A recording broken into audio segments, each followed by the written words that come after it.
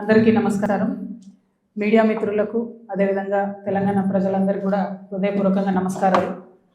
ఇవాళ తెలంగాణ రాష్ట్రంలో ఒక ఆడబిడ్డగా ప్రజల మధ్యలో 20 సంవత్సరాల నుండి పనిచేసినటువంటి వ్యక్తిగా నేను తెలంగాణ జాగృతి సంస్థను 19 సంవత్సరాల నుంచి ప్రజాహితం కోసం తెలంగాణ ప్రజల కోసం నడుపుతున్నటువంటి వ్యక్తిగా తెలంగాణ జాగృతి జనం బాట పేరిట మొత్తం యావత్ తెలంగాణ కూడా పర్యటన చేస్తున్న విషయం మీ అందరికీ తెలిసిందే. ఇట్లా పర్యటన చేస్తున్నటువంటి సందర్భంలో అనేక అంశాలు నా దృష్టికి వస్తూ ఉన్నాయి.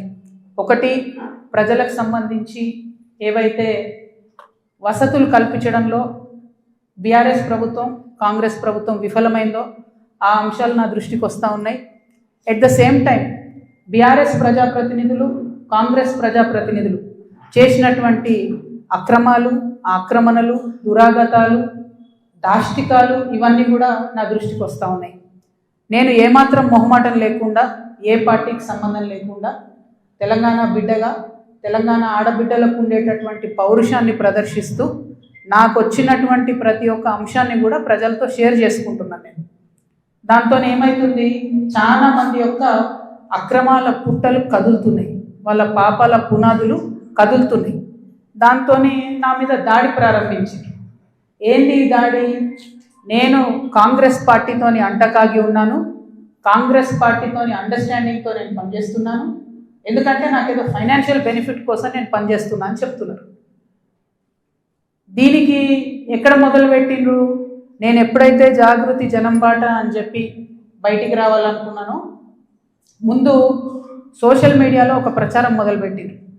నా భర్త గౌరవనీయులు అనిల్ కుమార్ గారి ఫోటోను చూపిస్తూ దాంట్లో ఏవి రెడ్డి గారు అనేటటువంటి వ్యాపారవేత్త నా భర్త కలిసి ఏదో ల్యాండ్ లావాదేవీలు చేశారు, ఆ ల్యాండ్ లావాదేవీ వల్ల నాకేదో పెద్ద ఎత్తున ఫైనాన్షియల్ బెనిఫిట్ అయింది, అట్లా నాకు కాంగ్రెస్ పార్టీకి అవినాభావ సంబంధం ఉంది అనేటటువంటి అంశాన్ని ప్రజల మధ్య ప్రమోట్ చేసే ప్రయత్నం చేస్తున్నారు. ఈ వెకిలి ప్రయత్నాలు చేస్తున్నటువంటి గుంటనక్కలందరూ కూడా నేను చెప్తా ఉన్నా, నేను ఇంకా మీ చిట్టా విప్పడం ప్రారంభించలేదు, ఓన్లీ టాస్ వేసిన అంతే. ఆ టాస్కే ఇంత భయపడితే ఎట్లా మీరు? ముంగటి ఇంకా టెస్ట్ మ్యాచ్ ఉంది, మామూలుగా అనుకుంటారే ఇది కథ.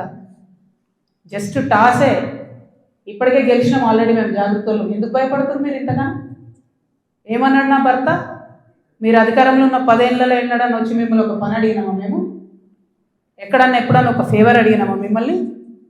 ఒక్క విషయంలో అన్నా అవుట్ ఆఫ్ ద వే పోయి ఏ ఒక్క మంత్రితోని కానీ కేసీఆర్ గారితో కానీ కేటీఆర్ గారితో కానీ హరీష్ రావు గారితో కానీ నా భర్త కానీ నేను కానీ ఏమన్నా ఫేవర్ తీసుకుని ఉంటే చెప్పండి, దమ్ముంటే చెప్పండి. ఊరుకుంటుంటే తమాషాలు చేస్తున్నారు. మీరు వెకిలి ప్రయత్నాలు మానుకోండి. నేను మీ మీద చేసినటువంటి ఆరోపణలకు మీకు దమ్ముంటే సిగ్గుంటే ప్రజాస్వామ్యంలో ప్రజల మధ్యలో ఉండాలనుకుంటే జవాబు చెప్పండి. అంతేగాని నా మీద మొరిగేటటువంటి వాళ్ళందరినీ వదిలిపెట్టి ఏది పడుతుంది మాట్లాడితే నేను చూస్తూ ఊరుకుంటాను అనుకోవద్దు. నేనేం తప్పు చేయలేదు. బీఆర్ఎస్ ఉన్నటువంటి అధికారంలో ఉన్నటువంటి 10 సంవత్సరాలలో ప్రభుత్వం నుండి నేను ₹1 కూడా లాభం పొందలేదు. మీరు చేసినటువంటి అక్రమాలన్నీ నా మీద ఆపాదిద్దామని చూసుకుంటే నేను ఊరుకునే వ్యక్తిని కాదు. నీతి నిజాయితీ నా వైపు ఉంది కాబట్టి నేను ఇలా ధైర్యంగా కుండబద్దలు కొట్టినట్టు ఎక్కడికి పోయినా మాట్లాడుతున్నా. నాకు ఎవరితో అండర్స్టాండింగ్ లేదు, ఎవరితో వ్యాపారం లేదు. నా భర్త ఎప్పుడైతే టీఆర్ఎస్ అధికారంలోకి వచ్చిందో నేను నా భర్త ఒకటే విషయం అనుకున్నాం. అమెరికా నుండి 2004లో మేము వస్తే నేను ఉద్యమంలో ఉన్నా, ఆయన వ్యాపారంలో ఉన్నాడు. ఇల్లు గడవాలి కదా, మీ లెక్క మంది మీద వాడు దోసుకోలే. నేను ఎప్పుడు మీ లెక్క నేను ఎవరిని వాడి వసూలు చేసుకొని ఉద్యమాలు నడపలేను. సమయం సందర్భం వచ్చినప్పుడు నా నగలు కుదబెట్టి బతుకమ్మ చేసిన నేను. అందుకే ఇంత పౌరుషం నాకు. ఉద్యమంలో మీరు ఎవరెవరి దగ్గర దోసుకున్నారు, ఏ స్టూడియోల దగ్గర పోయి ధర్నాలు చేసి వాళ్ళతో కాంప్రమైజ్ అయిండు, అన్నీ తెలుసు సంగతులు. చెప్పలేదు, ఎందుకంటే సిగ్గుపోతుంది తెలంగాణ వాళ్ళదని. నవ్వేటోళ్ళ ముందట జారిపడొద్దు అన్నారు కాబట్టి చెప్పలేదు. మీరు ఊరికే తమాషాలు చేసి నాతో పెట్టుకుంటే మాత్రం మామూలు చిట్టా లేదు నా దగ్గర. ఇవాళ నేను ఫస్ట్ టీ న్యూస్కి లీగల్ నోటీస్ పంపిస్తా ఉన్నా. నా భర్త పేరు పెట్టి కృష్ణారావు అనేటటువంటి ఎమ్మెల్యే గారు ఏదైతే ప్రెస్ మీట్ పెట్టినరో, మీరేమన్నా ఆల్తు ఫాల్తు social media channel T news అంటే శాటిలైట్ ఛానల్, మీరు ఒక పార్టీని రిప్రజెంట్ చేసే ఛానల్, కనీసం వెరిఫై చేసుకోరా? ఏది పడితే అది వేసేసుడేనా? వేరే వాళ్ళది వేస్తే వాళ్ళు ఊరుకున్నారేమో, నేను ఊరుకునేదాన్ని కాదు, ముందే చెప్తున్నాను. టీ న్యూస్కి లీగల్ నోటీస్ ఇస్తున్నాం. 1 వీక్లో పబ్లిక్ అపాలజీ చెప్పాలి బిడ్డ, పబ్లిక్ అపాలజీ. కోర్టుకి ఈడుస్తాం ఏమనుకుంటున్నారు. తర్వాత ఏలేటి మహేశ్వర్ రెడ్డి గారు, వీరికి కూడా నోటీస్ ఇస్తున్నాం, లీగల్ నోటీసు. 1 వీక్లో మీరు కూడా తప్పుడు సమాచారాన్ని ప్రజలకు ఇచ్చినందుకు, నా భర్త గారికి నా యొక్క పరపతిని దెబ్బతీసే ప్రయత్నం చేసినందుకు నాకు పబ్లిక్ అపాలజీ చెప్పాలని మహేశ్వర్ రెడ్డి గారిని డిమాండ్ చేస్తూ ఉన్నాను. అట్లానే మాధవర్ కృష్ణారావు గారిని మీరు కూడా 1 వీక్ లోపల అపాలజీ చెప్పాలి, లేకపోతే కోర్టుకి ఈడుస్తాం, కోర్టు నుండి క్షమాపణ చెప్పిస్తాం. ఇది నాకు సంబంధం లేని వ్యక్తులు. నేను జాగృతి జనంబాట కార్యక్రమంలో పోతా ఉంటే సడన్గా సోషల్ మీడియాలో ప్రచారం ప్రారంభమవుతుంది. వెంటనే ఏలేటి మహేశ్వర్ రెడ్డి గారు బీజేపీ ఫ్లోర్ లీడర్, ఆయనకి ఏం పనో నాకు అర్థం కాదు, ఆయనకు నాతోనేముందో అర్థం కాదు, నన్నంటే పొలిటికల్గా ఆయనకి ఏం లాభం వస్తుందో నాకు అర్థం కాదు. ఆయన బయటకు వచ్చి సీరియస్గా ప్రెస్ మీట్ పెట్టిండు. ఓకే, ఏం పెడతాడు ప్రెస్ మీటు? ఒక ఫోటో ఉన్న కాపీ తీసుకొని నా భర్తది, దాంట్లో ఏవి రెడ్డి గారి పేరు ఉంది, అది చూపించుకుంటే ఇగో వీళ్ళకి వ్యాపారాలు ఉన్నాయని చెప్తుంటాడు. అసలు ఆయనకి ఏం సంబంధం? అది ఉన్న పొలిటికల్ ఇష్యూవా? ఎందుకు మాట్లాడిండు? ఓకే, అంటే దీని వెనుక ఉన్న స్ట్రాటజీ చేసేసి తెలంగాణ ప్రజలు అర్థం చేసుకోవాలి. హరీష్ రావు గారు, బీఆర్ఎస్ పార్టీ ఏదైతే నా మీద దుష్ప్రచారం చేయాలనుకుంటున్నారో అది ఏలేటి మహేశ్వర్ రెడ్డి గారి నోటి నుండి వస్తుంది, బీఆర్ఎస్ పేడ్ సోషల్ మీడియా నోటి నుండి వస్తుంది, ఆ తర్వాత కృష్ణారావు గారు లాంటి ఎమ్మెల్యేల నోటి నుండి వస్తుంది. అంటే వీళ్ళందరూ ఒక స్ట్రాటజికల్గా ఏంటంటే, ఆడపిల్ల బయట తిరుగుతుంది, ఈమెకు అన్ని విషయాలు అర్థమవుతున్నాయి, ప్రజలు వచ్చి చెప్పుకుంటున్నారు, బాధితులు వచ్చి చెప్పుకుంటున్నారు, ఈమె ఇంకా చెప్తే భయం అవుతుంది, మాకు ఇబ్బంది అవుతుంది అని చెప్తున్నారు. నేను మీలాగా పారిపోయే తిరిగిపోందని కాదు. మీరు ఏదైతే నా భర్త ఫోటో చూపించి మాట్లాడుతున్నారో ఆ ల్యాండ్కి సంబంధించి ప్రతి ఒక్క విషయాన్ని ఇవాళ నేను తీసుకొని వచ్చిన. ఇవాళ నేను ఎట్లా ట్రాన్స్పరెంట్గా క్లారిటీ ఇస్తున్నానో, నేను చేసే ఆరోపణల మీద మీరు కూడా అట్లనే క్లారిటీ ఇవ్వాలని చెప్పి నేను డిమాండ్ చేస్తూ ఉన్నాను. ముందుగా మీరు ఏదైతే కాపీ చూపిస్తున్నారో మా హస్బెండ్ది ఏవి రెడ్డి గారిది ఉన్నటువంటిది, అది 2 సర్వే నంబర్లకు సంబంధించినటువంటి ల్యాండ్.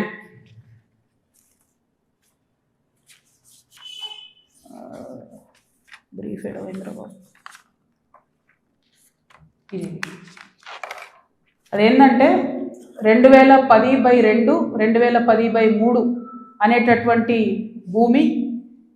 దీనికి 1975 నుండి కూడా ఈ భూమికి కంప్లీట్గా పట్టాలు ఉన్నాయి, దానికి పాస్బుక్లు ఉన్నాయి, కంప్లీట్గా ఇది ప్రైవేట్ ల్యాండ్. ఈ ప్రైవేట్ ల్యాండ్లో 4 వ్యక్తులు, 4 కొడుకులు, వాళ్ళకి మనిషి 4 ఎకరాలు వచ్చినాయి. ఈ మనిషి 4 ఎకరాలు వచ్చినటువంటి ఈ భూమిని అక్కడ ఒక కంపెనీ ఉంది, టేకంషా అనే కంపెనీ. ఆ టేకంషా అనే కంపెనీకి 37 ఎకరాలు ప్రభుత్వము అమ్మింది ల్యాండ్ ఒకప్పుడు. వాడేం చేసిండు, ఆ అమ్మిన ల్యాండ్తో పాటు ఈ ప్రైవేట్ వాళ్ళ భూమి కూడా లోపలేసుకొని కాంపౌండ్ వాళ్ళు పెట్టుకున్నాడు. ఈ ప్రైవేట్ వాళ్ళంతా కాంపౌండ్ వాళ్ళకి పోయింది కాబట్టి వాళ్ళంతా ఈ రియల్ ఎస్టేట్ వ్యాపారంలో ఉన్నటువంటి మా హస్బెండ్ ఇంకా కొంతమంది దగ్గరకు వచ్చారు. ఈ 16 ఎకరాల భూమికి దాదాపు ఒక 20 మంది ఆ భూమిలో ఉన్నారు. అందులో మా భర్త కంపెనీ కూడా ఒకటి. ఇది మొత్తం ప్రైవేట్ ల్యాండ్ మాది, నువ్వెట్లా కాంపౌండ్ లోపల పెట్టుకుంటావు అని చెప్పి ఒక 9 ఏళ్ళు నడిచినట్టుంది డిస్ప్యూట్ నాకు తెలిసి. ఇది మా ల్యాండ్ అని వీళ్ళు, కాదని వాళ్ళు. ఫైనల్గా 2019లో లోక్ అదాలత్లో, ఇగో ఇది బీఆర్ఎస్ గవర్నమెంట్ ఇచ్చిన పాస్బుక్, అది ప్రైవేట్ ల్యాండ్ అని చెప్పి ఫైనల్గా లోక్ అదాలత్లో 2019లో ఈ టేకంషా అనే కంపెనీ, ఈ 16 ఎకరాలు ప్రైవేట్ పట్టా, వీళ్ళందరూ కూడా కాంప్రమైజ్ అయింది.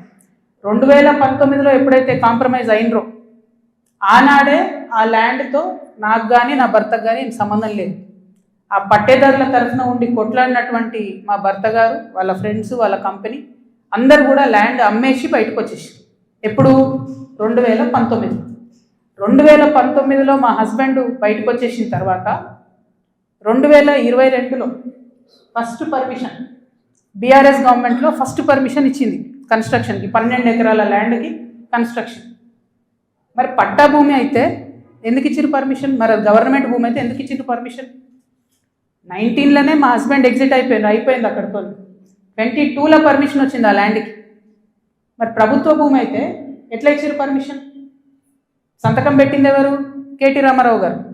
అంటే ఇప్పుడు మాధవరం కృష్ణారావు గారు ఏమంటుండు? కేటీ రామారావు గారు సంతకం పెట్టిండు అంటున్నా. కేటీ రామారావు గారు సంతకం తప్పంటుండా?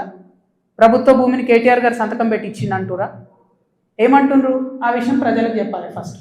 హిట్ టీవీ యాప్, ఇందులో short news, live news, entertainment shows, movies, digital magazines తో పాటు మీ జిల్లా వార్తలను కూడా ఫ్రీగా చూడొచ్చు. ఇంకెందుకు ఆలస్యం, వెంటనే హిట్ టీవీ యాప్ ని డౌన్లోడ్ చేసుకుని ఫ్రీగా ఎంటర్టైన్మెంట్ పొందండి. Hit TV app. Hit TV app, please download hit TV app. Hit TV app ని ఫ్రీగా డౌన్లోడ్ చేసుకుని ఎంజాయ్ చేయండి. మీకు నచ్చిన ఎంటర్టైన్మెంట్ కోసం హిట్ టీవీ యాప్ ని ఫ్రీగా డౌన్లోడ్ చేసుకుని ఎంజాయ్ చేయండి. హిట్ టీవీ యాప్ ని డౌన్లోడ్ చేసుకుని ఆస్వాదించండి, ఆశీర్వదించండి. ఇంతమంది సెలబ్రిటీలు హిట్ టీవీ యాప్ ని డౌన్లోడ్ చేసుకోండి అని చెప్తున్నారంటే ఎంత మంచి యాప్ ఆలోచించండి. అమెరికా అమెరికా అమెరికా అమెరికాలో చదవాలనుకునే వాళ్ళకి విశ్వసనీయమైన పేరు మన శౌర్య కన్సల్టెన్సీ. UK లో 1 year masters, UK లో 1 year masters, 2 years work permit up to 5 years visa. Contact Saurya Consultancy. Contact 89851 89851.